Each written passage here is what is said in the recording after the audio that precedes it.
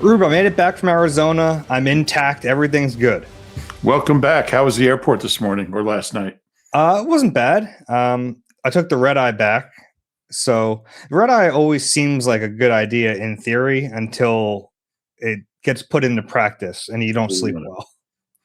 But yeah, I mean, you always sleep well on red eyes, though. My experience from the ones we've taken. Yeah, no, I did sleep well, and a little pat myself on the back. I upgraded this one, so I had a nice, comfy seat. It was good. I got some good sleep. Yeah, I've never seen anyone like Dave. Like, we'll get on. I mean, I don't travel with the Eagles anymore, but we did both travel a lot, and we were usually on the same flights.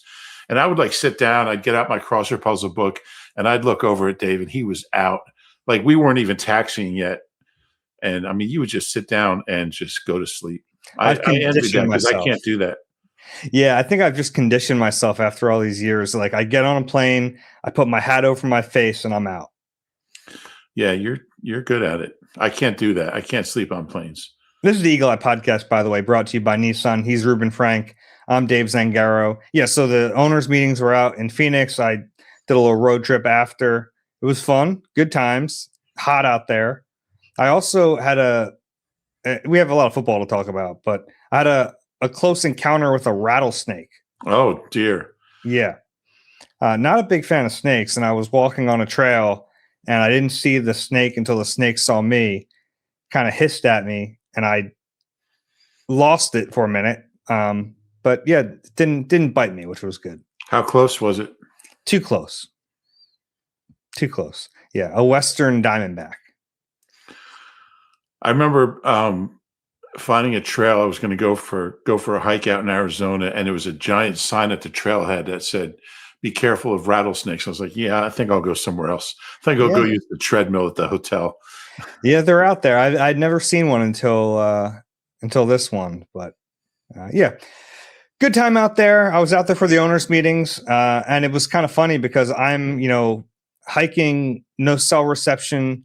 And I'm guessing back here in Philadelphia, the Eagles were a big topic and the quarterback was a big topic, and I kind of missed it all. Yeah, well, there's something to be said for missing it. All right. So the ESPN story dropped last week about Jalen Hurts. The headline on it was Inside Eagles 2025 Friction as Jalen Hurts stands at crossroads, from Tim McManus and Jeremy Fowler, two very good reporters.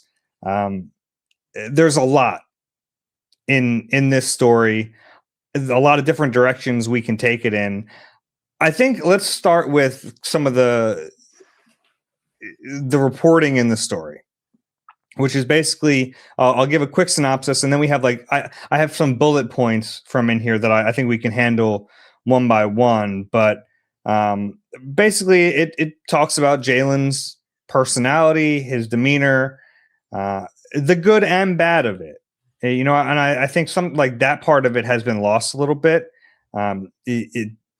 because whenever there's negative in a story, I think that kind of becomes what everyone talks about, but I think some of it was framed as a positive as well. Yeah, I think that's fair. Mm-hmm. So you want to just go through, I kind of have bullet points of, I reread the story this morning right before we started this podcast, and I just have some bullet points I took notes as I read it back. Now, so it starts college here. Yeah, a little bit. I got the highlighters out. It starts with the anecdote from the playoff game, that final play, the four verts. Now, I have seen people like go back and forth about whether or not this is true or not. I don't know. I don't know if it really matters, but the story says that it was Hurts' recommendation for the four verts, whether it was just a recommendation from him. There was another source in the story who said he responded to a question with the four verts. To me, this doesn't really matter as much. Like, I think it's a nice anecdote for a story like this, but as far as that individual play call, if we praise quarterbacks when they come up with a good suggestion, if this wasn't the right play to run, it still has to be on the coaching staff to get them into the right play. Yeah, absolutely. And yeah, I think this is where, like, I think Jalen's wanting to take ownership of the offense, whether it's individual play or schematically, is a good thing. I mean, Zach Berman had a tweet the other day and made the point that, here's a guy who's had 7 play callers, 6 so far. Manuel will be 7. Like, don't you want him to be like to have an idea of what he wants to run? Because, when you've had that many different play callers, it can get a little muddled there. So you want a quarterback with kind of a strong idea of what he wants the offense to look like, what he wants his role to be, what kind of plays he's comfortable with.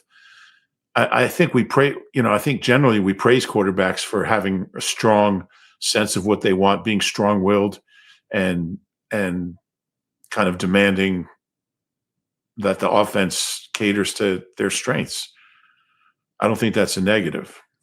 No, yeah, and it's to me that becomes like one of the broader ideas of this story, but then the takeaways from it is, all these things that are viewed negatively could also be viewed positively, and I think there is a fine line to walk there, as our old buddy Carson Wentz would say, and not to bring him up for any other reason than that saying, but yeah, I think that all that's true. And I mean, Jalen has said as much. It's remember the quote, it's going to look how Jalen Hurts wants it to look. Yeah. Like, he said that. We know that's true.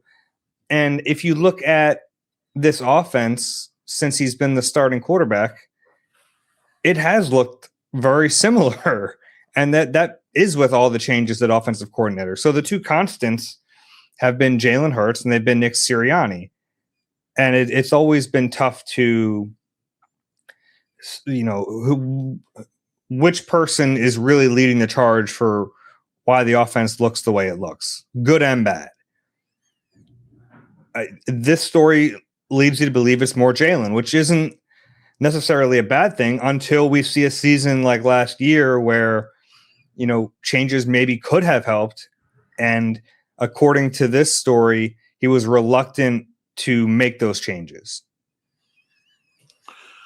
Yeah. I mean, the fact that the offense could look so different in 24 under Kellen or 22 under Shane than it did in 23 under Brian Johnson or 25 under Kevin Patullo. I forgot his name there for a second.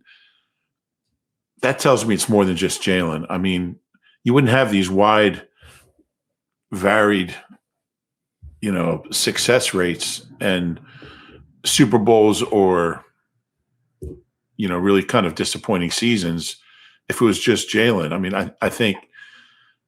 I do think a lot of it's Nick. I think a lot of it's the individual OC that year and the play caller. So I will say, I mean, I have more faith in Jalen calling a play than Kevin Patullo. So but I think the fact that he's had such success under specific people and a lack of success under other people tells you that it's more than just Jalen and Nick. Yeah, I want to touch on something you mentioned there, that it looks very different. I think it looks different in terms of the level of success they've reached. I don't know if it's looked significantly different just in terms of aesthetically. Yeah, but I think also, like, so much of play calling it's not just the plays, it's the order of plays, it's plays setting up other plays, it's plays that are surprising, it's plays that break trends that you've shown earlier in the year or in the game. So, like, you can have the same plays. I mean, Kevin Patullo could be calling the same plays as Kellen Moore, but I think aesthetically you can tell that it's a different person who has a much better sense. Although, I mean, Kellen Moore struggled early in the year, but by the end of the year, you could tell that there was a certain level of proficiency there as far as surprising the other team, keeping them off balance, just being unpredictable. And we just never saw that under Kevin Patullo. I don't think that's a coincidence. No, yeah, and I'm not saying that they did. I'm just, when we talk about aesthetics and the staples of the offense, I think it is important to note that those haven't changed, and their level of success with the offense has changed with the individual play caller. And I think that is important to note. But the kind of the nuts and bolts of what this offense has been hasn't changed, and that shouldn't be surprising because Nick Sirianni has told you that it's that old Larry Karras story. What kind of offense are you going to run? What players do I have? You should tailor it around your players, and your quarterback is at the forefront of that. So I don't think it's shocking that, like, even under Kellen Moore, it looked a little different, but I think Kellen Moore bent more than the Eagles bent that season. Okay. There was probably a mix of both. I do think it's going to look significantly different this year. Yeah, and so that is, I think, the reason for the story. I think that's the reason we're having this discussion in the first place, is because you don't make this switch to an offensive coordinator like Sean Mannion if you're not really willing to make wholesale changes to what the offense looks like aesthetically, the nuts and bolts of it, which have not changed in the years prior. To me, and I still have those bullet points I want to get back to. This felt like a preemptive strike from people inside the building to be like, hey, if he doesn't bend now, if Jalen isn't willing to take these coaching changes in stride, it could be a problem. That was my view on it, because in order for this Mannion offense to work, the quarterback's going to have to buy in. Yeah, and then from the quarterback's perspective, all right, here's your seventh play caller. Since you got here in 2020, I don't blame Jalen if he's a little skeptical, but we'll see what it looks like. We'll see what his buy-in is. I think we'll know pretty early. Because with Jalen, he's gotten to the point now where he doesn't really hide his feelings as much. He kind of has a way of, sometimes you have to read between the lines, but I think we'll know what he thinks by the end of August. Yeah, I think that's probably true. And I get your point about the play callers changing. The one place I will push back on is sometimes people act like that's a Philly only. Look around the league. It doesn't change to this extent, but the turnover at offensive coordinator in this league is pretty wild. It happens to pretty much every team. Now, there are some teams, obviously a Sean McVay, Kyle Shanahan, they're not the OC, but it's their system. They get to keep it year in, year out. They're the play callers. So in those setups, it doesn't change like this. But there are a lot of offensive coordinator changes throughout the NFL. Yeah, that's true. That said, I don't know how many two-time Super Bowl quarterbacks have had a different play caller every year. You had Shane for a year and a half, but I just don't know how common it is for a quarterback as successful as Jalen to have dealt with so many play callers. Yeah, and I think that's more of a byproduct of the coaching setup here, where you have a head coach at the top who doesn't call plays, who maybe is going to be less involved in the offense. That has less to do with Jalen, really nothing to do with Jalen. It has a lot to do with the coaching setup. Yeah, agree. All right, let's get back to some of these bullet points, and we can kind of hit them bit by bit.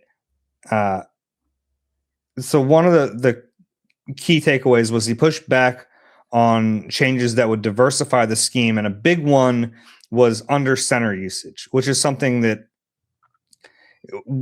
gosh, how much have we talked about under center usage in the last couple of years? The one part from the story said that Jalen doesn't like to have his back turned to the defense when he's under center, which, that's part of it. He's been in shotgun a lot more, but I think that the reason we're talking about this now is because I think they're going to have to be under center a lot more in this offense, especially when they tie it to the play action game under Sean Mannion. So it's we got to see it now. Yeah, we'll see. Again, I don't have a problem with Jalen liking certain things and feeling more comfortable in certain things. I think that's every quarterback. But yeah, sometimes you have to adjust. Um, I mean, and he was under center at times last year. Went okay, I think. So yeah, we'll see. And I don't know what the percentages are going to look like, but it's going to be a lot more. Yeah, you would think so. Another bullet point here: his reluctance to let it rip in zone coverage, which is something we talked about during last year. That came out during the season, I believe.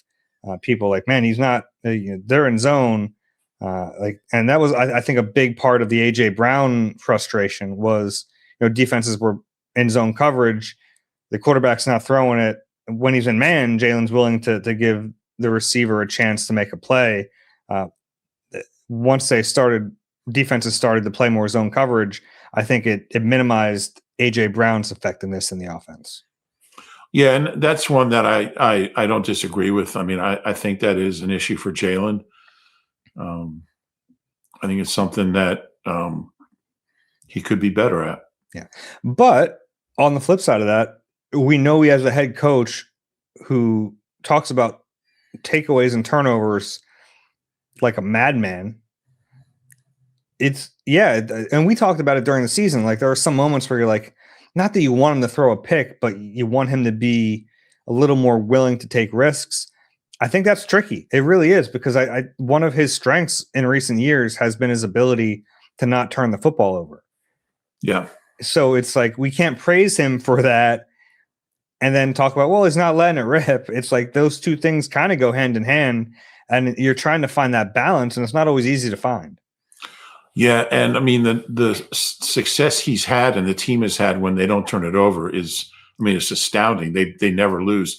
I looked this up. He's the only quarterback in NFL history to throw 4 interceptions in a game in a season in which he threw 6 or fewer interceptions. Wow. It's never happened before. What a weird game that Chargers game was. But yeah, I mean, look, if you're going to win 90% of your games when he doesn't turn it over, I mean, it's hard to complain about it, but it is something he could be better. I think there is a window there where he could move up in that window. Yeah, and some of that probably goes with like trusting the play caller, trusting the person who's designing the offense that you're not going to get burnt. I from the outside, it didn't look like he had a whole lot of trust in the play caller last year. No. Yeah. This one I want to get your take on. There was a source quoted in this talking about poor body language and him not always being bought in. Body language to me is always a tough topic because it's such an imperfect science, like trying to figure out if someone is feeling a certain way based on the way they're standing or looking. It's a dangerous area to dive into. Agree. And I mean, we've heard this about Jalen forever. He's too stoic. He doesn't show enough emotion on the sideline or on the field. I mean, we've seen him, some of the mic'd up segments and some of the videos the Eagles have put out. Obviously, it's the Eagles, so they're going to only put out stuff complimentary to him. But we've seen him show emotion. We've seen him certainly, and I've been kind of surprised by how fired up he can get. The body language thing, and we've heard it about other athletes in various sports. I just take that with a grain of salt. I mean, I don't. I mean, the guy's been to he keeps going to Super Bowls, so his body language must be okay. I mean, it's just, that one I don't get. Also in the story, though, there was a balance to this where it talked about him being more vocal with teammates and that effort hadn't gone unnoticed. And I think we saw that a little bit last year, even in practice, like him kind of talking things over with a lineman here or a receiver there. So I think like those two things to me go hand in hand a little bit, the body language, the communication with teammates. He's at least shown willingness to work on those things, and that's important because like it's a weird position to be in as a starting quarterback in this league, but the fact that he's like making an effort to connect with his teammates a little bit better, that matters. Yeah, I would agree. There was another part in this where a source close to Hurts says he needs coaches who will check him. He's been around too many yes men. What did you make of that part of it? Because the thing we've always heard about Jalen is like, hey, he wants to be coached hard, son of a coach, played for Nick Saban. That part I found a little curious because I don't disagree with it. Like maybe he has had yes men around him. I don't know the dynamic of those relationships, but he always struck me as someone who did want to be coached hard. Yeah, I mean, I can't really comment on that because I just don't know. I mean, without knowing who he's talking about or what the circumstances are, it's kind of hard to really have an opinion on that. I just don't know. Mm-hmm. And I think it's also something where, you know, if you're a young quarterback in the league, it takes a while to build up that equity to where you feel empowered and you feel like you're going to take the reins a little bit more than you would have as a second, third year quarterback. And I think the success has something to do with that too. You know, if you mentioned the Super Bowls, yeah, he's been the 2 Super Bowls. He's played really well in those 2 games. I think when you do those things, you build up equity and you probably do want to put your stamp on the offense a little bit more. So I think some of it's natural, but perhaps maybe it goes a little too far in one direction at times. Possibly. I just don't know. Yeah. I mean, that's we got to talk about it though. Yeah. I just don't. I don't have a lot on that particular one. Just like body language, I just don't know exactly what to make of it. Okay. It did chronicle a little bit of his relationship with Kellen Moore, which was probably fair to say a little colder than you would think because they win a Super Bowl together. It all looks great from the outside, but it seemed like it was tense between the two of them at times last year, which again, not necessarily a bad thing. 2 years ago. Yeah. Yeah. Sure. Yeah. You know, they don't have to be bowling buddies. I mean, obviously it worked and I think it got better as the year went along. I'm not really talking about the relationship, just but what we saw from the offense and from Jalen just kept getting better and better. But again, you know, this is a new guy coming in. At that point, he's in year 5. He has no relationship with Kellen Moore. Doesn't know anything about him, and he comes in and then leaves. Yeah, I mean, I'm sure it's hard to get super close to a different guy every year.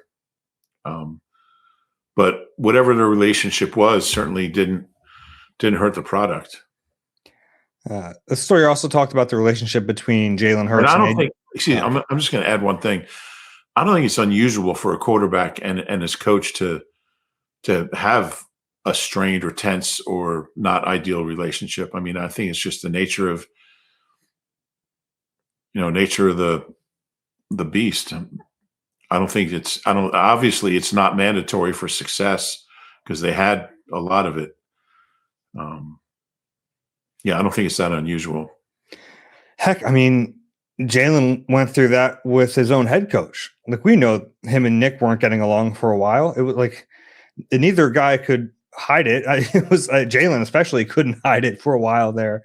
Yeah. Remember that period of time where we're like, Jalen, say something nice about Nick Sirianni, and he wouldn't do it. But eventually those two found some common ground. So like, there's nothing to say that, like, and obviously if Kellen Moore had stayed, they're coming off a Super Bowl. I think that relationship would have been a lot better this past season. You would think so. Yeah. Yeah. There's no way to know, of course, but right. Like, you know, a parade helps a lot.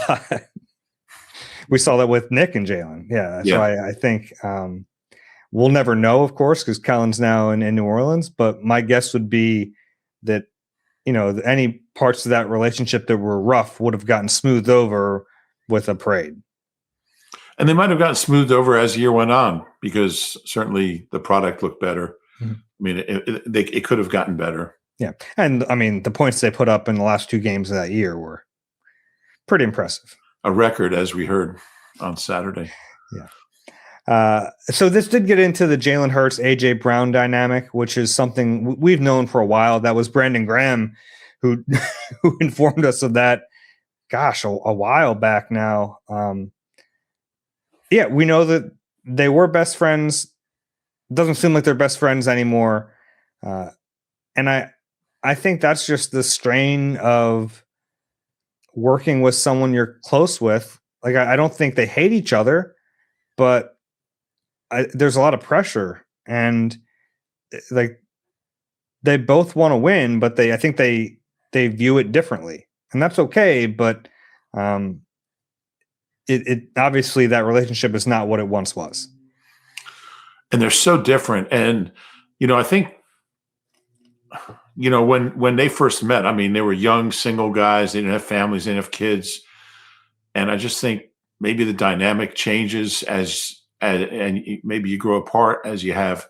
I mean, I have friends I've grown apart with, you have families and kids, and it's just not the same anymore. You don't dislike each other. It's just the relationship changes, and what's important to each person changes. But Jalen and AJ are just so different personality wise.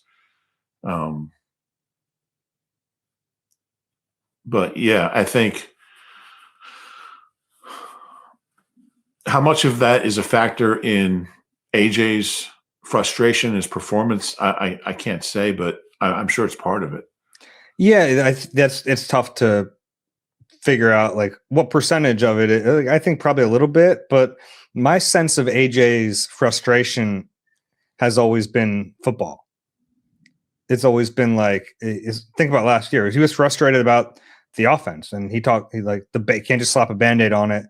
I think his frustrations were really about football. Maybe there were some other interpersonal dynamics at play, but it always struck me that like he wanted them to be a better offense, and he wanted to be a bigger part of it.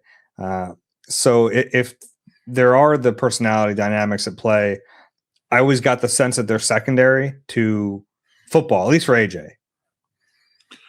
Yeah, I think that's a fair assumption. I just wonder, like, how much having Shane Mannion and having this whole Shanahan adjacent offense is going to. Sean Mannion. I think you went either you combine. What did I say? Shane Mannion. So it was Shane Steichen, Sean Mannion, or maybe Kyle Shanahan. Maybe you thought, I don't know what led to Shane there. Do you think it was Shanahan or Shane Steichen? No, I was saying having an offense that Sean Mannion is installing that's kind of based on Shanahan, Kyle, and Mike Shanahan, what they've always run. You would think that would make a difference for AJ if what you're saying is true. I don't know if it is or has. I don't know. If so but it's funny because this story could be a reason why it's not enough for AJ, because like I think that we've seen this is more significant changes, but we've seen other changes, and like the product has been better or worse, but the offense has kind of been the offense. A lot of the staples have been the staples. So if you're AJ Brown and you're saying, I need wholesale changes, I don't know if I'm going to get that with this quarterback and with this head coach. I think I'd understand that viewpoint. Yeah, and I'm always alarmed when Nick says, we're going to keep running things that we've always run that worked. Yeah, he always sneaks that in there, and you go, well, yeah.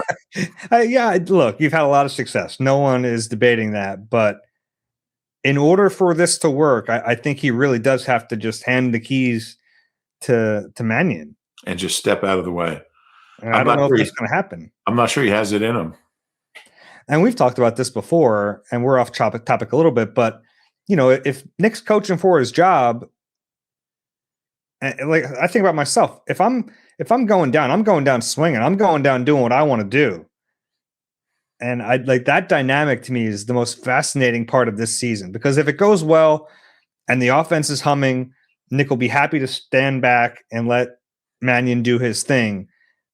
But if the offense isn't working, at what point does he step in like he did last year, get more involved and try to save it and save his own job doing what he knows how to do? the most fascinating dynamic of the 2026 season is right there. Yeah, I think you're right. It's going to be fun to watch. Yeah.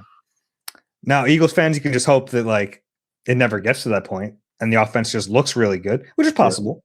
Yeah, it is. I think it will look a lot better. But and so, look, I think the story ended with something that I kind of feel like has been glossed over a little too much. And look, I haven't been around for a lot of the debate about this, but it did say that Hurts appears to be as open as he's ever been to changes. That's important. I mean, that like the whole crux of this story was that Jalen has been a little rigid, but we find out that like right now he's pretty open to change, which is to me like the whole reason we're talking about this, because big changes are coming to the offense. And I think it's like, if he's not going to be on board with it, I think it could be a problem, because I don't know if it's going to work the way it's intended to work if he's not on board. If he's on board and he sees the value in it, if there is value in it, and that can be a good relationship between him and Mannion, if Mannion can get the most out of him, we might look back at this article and go, oh, no big deal. Yeah, and honestly, I think it's going to work. I think this offense is going to work. I think Jalen and AJ, if he's here, are going to see the value in doing things the way that Sean Mannion wants to do them. I'm really excited to see what it looks like. I have high hopes for the offense and for him. Now, you've been around the last week while I've been off hiking.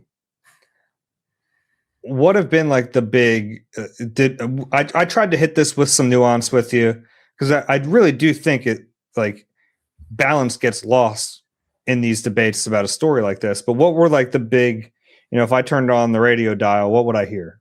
I have no idea. I mean, I don't know. I didn't listen to the radio this week. But I feel like you get a sense of it. So I'm not on Twitter anymore. I got somebody, I saw a tweet. Somebody tweeted ripping me for blocking them. And like on Twitter, I haven't had a Twitter account in 2 years. So I'm sorry, but I can't unblock you because I don't have an account. I mean, I have too much respect for Tim it's a difficult position for us. I mean, we've known Tim for forever, consider him one of my better friends. And I think he's just impeccable reporter and writer. And he's good on TV too, and radio. So I have a hard time really kind of, I guess, even discussing his work. I don't like discussing other articles in general. I just don't feel comfortable doing it. Stuff that we didn't write. So I don't really know. I don't have Twitter. I'm not really on social media. I don't know what the I mean, I think Philadelphia is very split about Jalen. I do feel that. I think he's got more supporters than not. And I think there's a sense that every off season there's and I don't consider this a hit piece. I thought it was balanced and fair, but there, I did see references. Oh, it's the annual Jalen Hurts hit piece. And it's always something. And the guy's been to 2 Super Bowls and won one of them. And why is he the quarterback that's under this much scrutiny? I think that's fair. Yeah. And if you're a fan, if you're an Eagles fan and you're like annoyed that this stuff is out there, I get that. Yeah. And it's like, 2 really good reporters, Tim McManus and Jeremy Fowler. I have no doubt that all the information in this story came from people who were, like vetted sources. Now, the next question is like, why did those people want this information out there? Which is a part of like any reporter. We like every source has an agenda, and that's not necessarily a bad thing. Wait, so you don't think any of the information is coming from Reggie? You said it's coming from people. Oh, Reggie the dog. Yeah. If they get Reggie as a source, that's pretty impressive. Yeah. A dog close to the situation. Reggie knows everything that's going on in that building. He does. And one thing I alluded to in my OBS that ran yesterday, my 10 OBS, is I find it really kind of skeevy that like a lot of the people who spoke presumably got a Super Bowl ring largely because of Jalen 2 years ago. Maybe Kevin Patel. There's people who could have spoken who weren't with the Eagles in 24, but I don't want to speculate, who the sources were. That'd be unprofessional. Yeah, and that's another thing. I think whenever there's a story like this, I get it. Like you hear unnamed source, you hear source close to this or that, and the first inclination is like trying to guess who it is. Yeah, you and I have done this long enough, and I've gotten information from people, and I've put it out there. And if you were to guess the person, you'd be wrong. So like I it's like we see a little bit of how the sausage is made, and it's not always like the obvious person, right? You know what I mean? So that's where sometimes you get into dangerous territory if you start source guessing. Yeah, no doubt about it. Do it. Go ahead. It's fun. Yeah, but I do think anybody who was part of the franchise in 24, they have a Super Bowl ring because of Jalen, and to a large degree. So to turn around and put out anything negative about him a year later, to me, is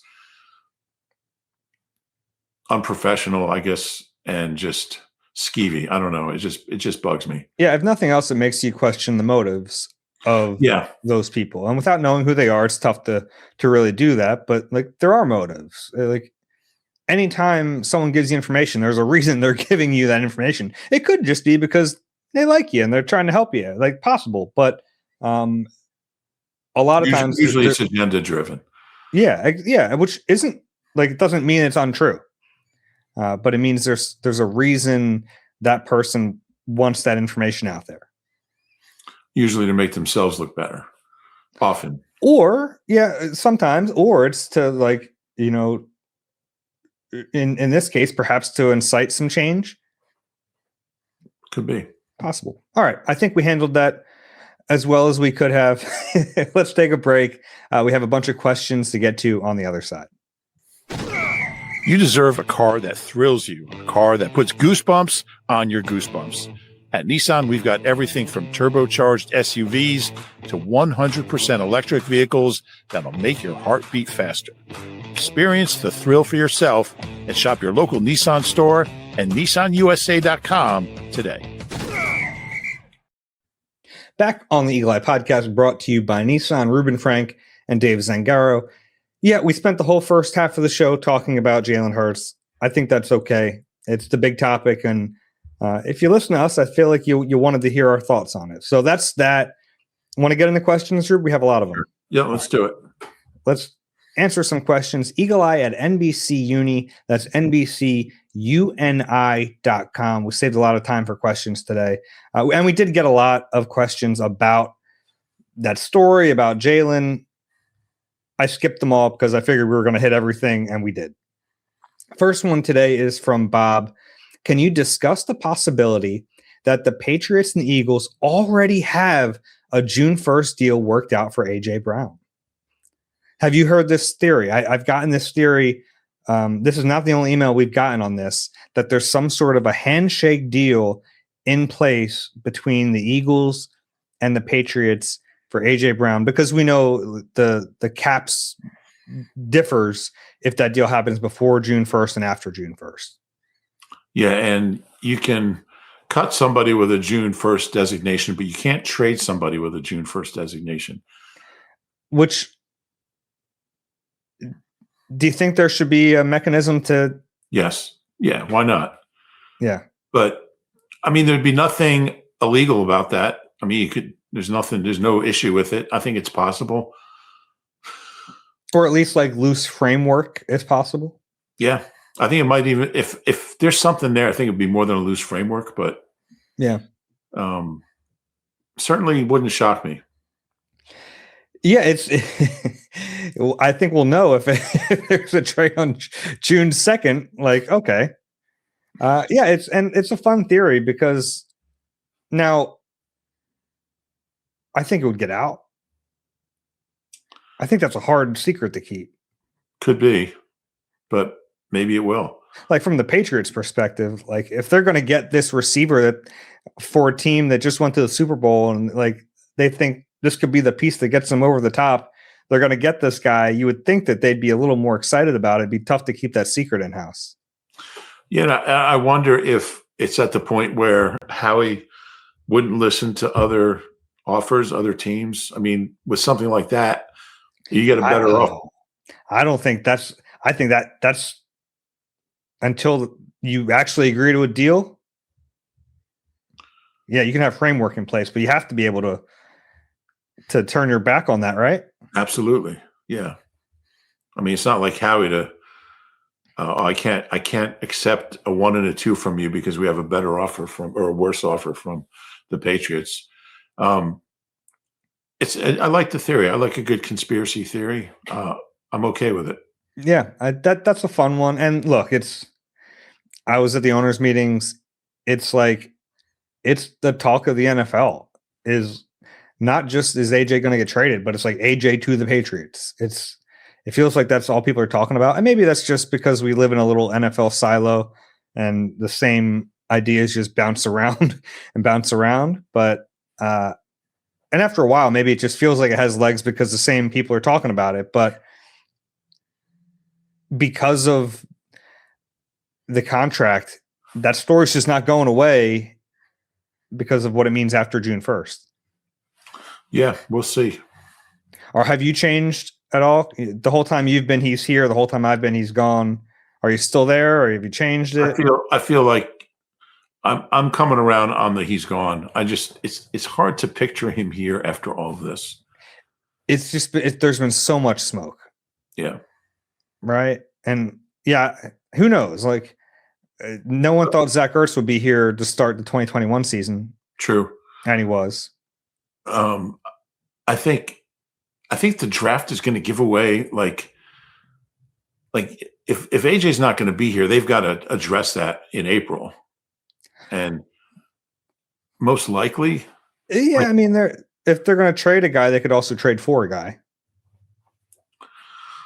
Yeah, but I think your chances of finding an AJ caliber wide receiver, I mean, who's got a rookie contract and is 22. You're not going to trade for that, but you can find that in the draft. But the draft, obviously, those guys are bigger question marks than a proven commodity in the league. So, yeah, we'll see. We'll see. But, yeah, I mean, if they take a wide receiver in the first round, that's going to be a pretty good hint. Yeah. Next one is from Scott. Hey, guys, question for you after I watched the Lurie presser. It seems like Howie is typically regarded as the best GM in the NFL. What are your thoughts on Jeffrey Lurie? While he only speaks about once a year, he seems to always speak intelligently. He covers a range of topics, seems to have a broad view of everything with the team, but also seems to walk a fine line between being a hands-off owner and being personnel involved. When you see behind-the-scenes videos, you can see him very engaged with Howie. At the same time, he doesn't seem to meddle in the manner of Jerry Jones. While he doesn't seem to be retiring anytime soon, are you concerned at all that Julian will have the same qualities? Would you have Lurie as one of the best owners in the NFL? Yeah, that's a lot there, but yeah, he talks once a year. I mean, he was really vague. He didn't really, I mean, his answers were long, but talking about Sunday, but he didn't really say a whole lot. There wasn't a whole lot of meat there. He's just kind of surrounded each topic. Without a lot of specifics or details, but yeah, I think he's the best owner in the league. I mean, you look at where the franchise was. I just wrote about this. I wrote a column about this a few days ago, and the fact that he doesn't sound like he's leaving anytime soon, I think is a positive. Julian might be a great owner, but we just don't know. It's a big change, and I would assume Jeffrey will still be around to some extent after he turns the franchise over to his son. But it won't be the same. And the impact, I mean, I don't think anybody has in the history of the franchise that goes back to 1933 has ever made a bigger impact on the Philadelphia Eagles. I don't know who, I mean, Howie maybe. Yeah, but anything under yeah, Jeffrey. I mean, Howie was an intern, and Jeffrey basically made the decision to have Howie replace Joe Banner. So, I mean, that's who was his boyhood friend. That's like one of the biggest decisions he ever made. obviously that worked out. And to have the faith in Howie to reinstate him to power in 2016, which has been like, his first stint as GM was okay. Great. It wasn't great. Like his second stint as GM, he's the best in the league. So like to see that in him, so even if you say it's Howie, it has to be Jeffrey. Right. So I think if you're an Eagles fan, you want Jeffrey to be, and I think he's more hands-on than maybe people realize. I mean, and he even said, "I'm more involved now than I have ever been." One of my favorite moments ever at the owners' meetings was probably like 5 years ago. He said he's only like stepped in draft-wise 3 times, and it was Lane Johnson. Oh, who were the 3 players using? I think he said Lane Johnson, Russell Wilson, and Jordan Mailata. We're like, hold on here. I don't know if you're batting 1,000, but no, he is really involved in everything. He hides it better than Jerry Jones, but he is very involved. Very involved. Yeah. Like him talking. I like the one little anecdote, like the little joke he gave where I wake up at 4 a.m. and should I text Howie about the long snapper? Is Howie awake right now? Yeah. And it's not meddling when you're the owner. Like you're allowed to do whatever you want. That's the thing. It's like sometimes, if you're a Dallas Cowboys fan, you're going to complain about Jerry, but tough. He owns the team. Like it's almost like you're wasting your breath if you have a bad owner and you complain about him, because you're probably not going to bully them into selling the team. And he's also the GM, so he's not meddling. He's a general manager. Yeah. But I think we don't really know a lot about Julian. I've spoken to him twice, once at Media Day and once over by the Mississippi River with Spencer when we were shooting a shot in New Orleans last year. I don't know. I mean, he's been exposed to every department in the building in the Jefferson Health Training Complex. And even Lori was like, he called it the NovaCare. He's like, well, at the time it was the NovaCare. And, so he's been involved in marketing, in the website, all business operations. But to make those decisions, I mean, Jeff Lurie has made, like every major decision he's made has been the right one pretty much, as far as hiring coaches. Like every head coach, he just has a magic touch with hiring head coaches. Even Chip, he was coach of the year his first year in 13, took over a team that was in shambles in 12 under Andy's last year. I mean, the problem with Chip was when he thought he could be a GM. That was the biggest problem with Chip. But Ray Rhodes was coach of the year in 95, his first year. So I always think about Jeffrey's decision to hand over personnel to Chip. It's kind of brilliant, because it's like either it works and I made the right decision, or it fails and I just move on. Yeah. And I have a real reason to move on at that point. And he had to know there was a pretty big chance it was going to fail to keep Howie around. Mm-hmm. I'd love to do a story on that year, on Howie's year in exile. I'd love to get him to open up about that. He talks about it at times, but he's always very vague about like him studying other. That's the fascinating part to me, is like him studying Premier League teams and other GMs from like different sports about how they manage a roster and a team and personnel. That part always fascinated me. And he's talked about, he was blunt about how he learned to be more collaborative during that period and really trust the people under him. I mean, he had developed not a great reputation for being a tough person to work with in that first stint. Yeah, he did. The funny thing is he liked me back then. But yeah, it's fascinating career, but we're a little off topic. But it is a concern, and I don't know if Jeffrey will do this for 3 more years, 2 more years, but when they do hand off the baton to Julian, it's going to be It's going to be interesting to see how it goes. Yeah, he said no timetable. I'm curious if it's like he did agree. I used the word ramp up or the phrase ramp up in my question to him, and he kind of agreed with that phrasing. But I wonder if it'll be a gradual changeover or if it'll be like one day, oh, Julian's the guy. He's been doing this behind the scenes, and now it's just him. I think the latter. Yeah, I think that's kind of the way he works. It is fascinating. He also talked about, Julian being around Howie Roseman, being around Don Smolenski on the business side of it. Like, as long as those guys are here, you feel like the structure is there for Julian to succeed. He also made the point, I don't think it was this time, it might have been last year, that the big difference between Julian and Jeffrey is that Julian's been an Eagles fan his whole life. He grew up around the Eagles. Jeffrey, he was a Patriots fan. He wanted to buy the Patriots. He had season tickets with his family in Schaefer Stadium on those aluminum benches they used to have in there. Jeffrey had to learn how to do everything as an owner, whereas like Julian's been around it his whole life. Yeah. I mean, Jeffrey Lurie he worked with his family was in publishing, right? They owned Harcourt Brace, I think, I believe. So, yeah, Julian's got an advantage that he's grown up around the team. Sometimes I see Julian and I go, man, that's got to be cool. Right? It's just got to be a cool life.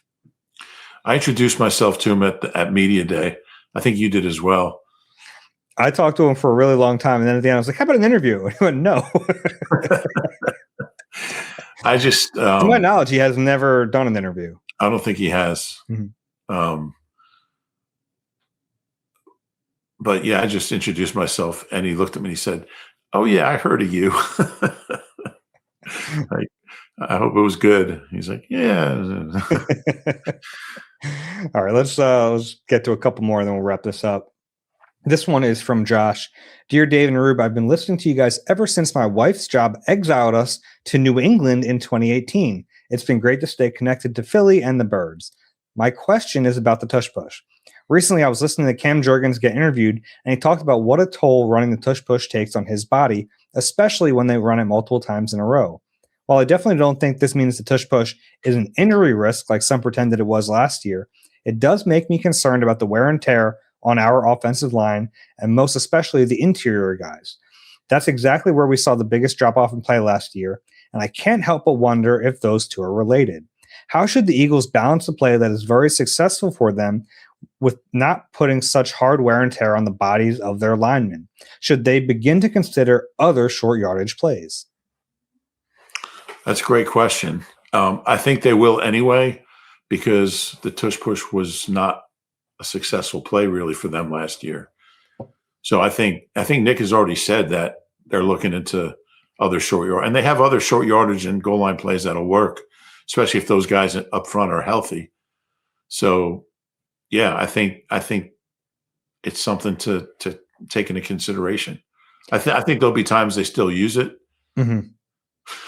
but maybe not quite so much. And also, is it that much more wear and tear on a body than a traditional quarterback sneak? A play that every team uses? Maybe not to the extent the Eagles I don't know. Yeah, that's a good question. Sometimes I feel like we forget that the quarterback sneak has been a play for a really long time in this league. And just because the Eagles push doesn't mean that it's like completely a different play. Yeah, I mean, there's different elements to it that might put more strain on a lineman. Yeah. But it's a good question for Cam next time we see him. Or next time we're allowed to speak with him. Next one from Pete. Hey, Dave and Rube, love the pod. Here's a bit of a gimmicky question. What's your hot take for the rest of the offseason? Maybe a player will get traded that no one sees coming, or a big move up the draft board, something like that. Mine is that I think A.J. Brown won't be traded and will be on the opening day roster. Thanks for all the hard work on the pod. Boy, I don't know if I have a move like that. I'll say trading Tanner. Okay. Yeah, I don't know where the bar is for a big hot take move, but yeah, I think that's very possible that they trade Tanner McKee. Yeah, I'll go with that. Okay. I don't know if I think like a draft day trade would make sense. I don't know if it'll be like a blockbuster, but I think that the Eagles still want to add an edge rusher. And I know the Grenard thing has kind of hit an impasse.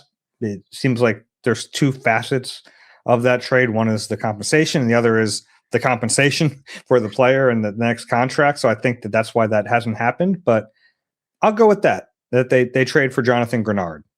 Okay. I thought you were just going to say a draft weekend trade, which not really going on a limb with Howie. No, they trade 2 5th-round picks for a 6th round. Yeah, that wouldn't really be that surprising. Yeah. I'll go with they trade for Jonathan Grenard. How's that? That's a good one. That's a good one. Yeah. All right. You want to wrap up there? You want to take one more? Okay. Yeah. We'll take one more. Next one is from Ian. Hey guys, love the pod. I wanted to talk about Jacorian Bennett. Howie traded a pick for that guy, but it was obvious Vic didn't like him for whatever reason, to the extent that they played Keely Ringo when Adoree Jackson got hurt and then traded for Jair Alexander. Come this offseason, they signed Reek Woolen, Jonathan Jones, and kept Michael Carter instead of cutting him. It appeared that his days were numbered, yet Bennett is still here. I don't get it. Do they see something in him, or is Howie too proud to part with the guy he traded the pick for? Is he a camp body at this point? Would love your input since we never really saw him play this last season. Well, we did, unfortunately, at the end, but I think there's really no reason to cut him. He's under contract. You bring him in for training camp. You can always cut him after training camp, if you want. I just don't think there's a reason to do it now. Yeah, and that's a position where they always like to stockpile players. I'm looking at his contract. He's, he has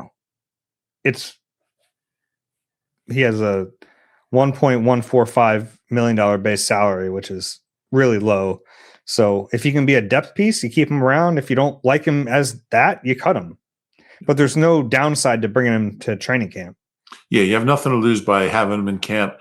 And I think for some guys, he wasn't here for training camp. Well, when did they trade for him? Yeah, it was in August. Was it after camp? It was after camp, right? I can find out the exact date. It was late because we saw a lot of Thomas Booker. August 5th. It was August 5th. Mm-hmm. Okay. So Thomas Booker re-signed, by the way, with the Raiders. Oh, good for him. Good dude. I'm surprised they had any money for him after their free agency. But yeah, just more time in the defense can't hurt. But yeah, there's really no positive in cutting him now. You bring him to camp and see what it looks like. I was disappointed last year. I thought he had a real chance to end up being a starter. Yeah. So and he never even got a look. No. All right. If you have a question for us, eagleeye@NBCUni.com. If you enjoy the Eagle Eye podcast, please do us a favor, rate and subscribe wherever you get your pods. If you're watching on YouTube, click the like button and subscribe there as well. Rube, anything else on your mind? National championship game is tonight. Well. Oh, actually, it was last night, wasn't it? Yeah. Never mind. No, nothing on my mind. All right. Let's wrap this up. Ruin the podcast. For Reuben Frank, I'm Dave Zangaro. This has been Eagle Eye, presented by Nissan. We'll talk to you soon.